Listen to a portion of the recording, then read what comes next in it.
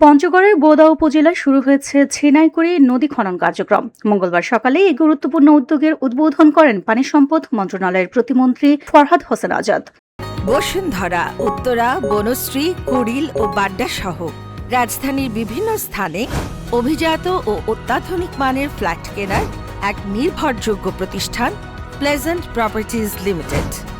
উদ্বোধনী অনুষ্ঠানে প্রতিমন্ত্রী স্পষ্টভাবে জানান, ড্রেজার নয়, শ্রমিক দিয়েই খনন করা হবে নদীটি। তিনি বলেন, ড্রেজার ব্যবহার করলে খরচ কম হলেও আমরা চাই মানুষের কর্মসংস্থান বাড়ুক। কিছু বেশি ব্যয় হলেও সেই অর্থ মানুষের মাঝে ছড়িয়ে দিতে চাই। আমরা একজনকে ধনী করতে চাই না, বরং শত মানুষের জীবিকা নিশ্চিত করতে চাই।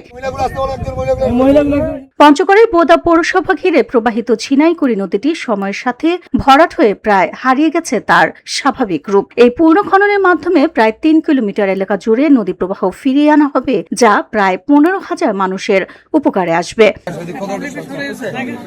প্রকল্পটি বাস্তবায়নে ব্যয় ধরা হয়েছে প্রায় ৪০ লক্ষ টাকা। সংশ্লিষ্টরা জানিয়েছে, এই খননের ফলে বন্যা মৌসুমে জলাবদ্ধতা কমবে এবং শুকনো মৌসুমে পানি সংকট দূর হবে।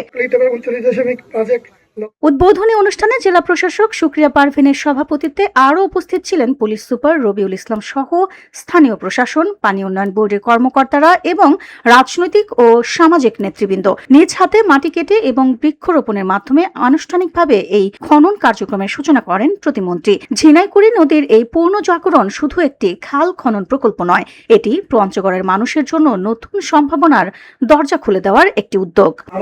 আমার বাড়ি এখানেই। VOD Bangla news desk.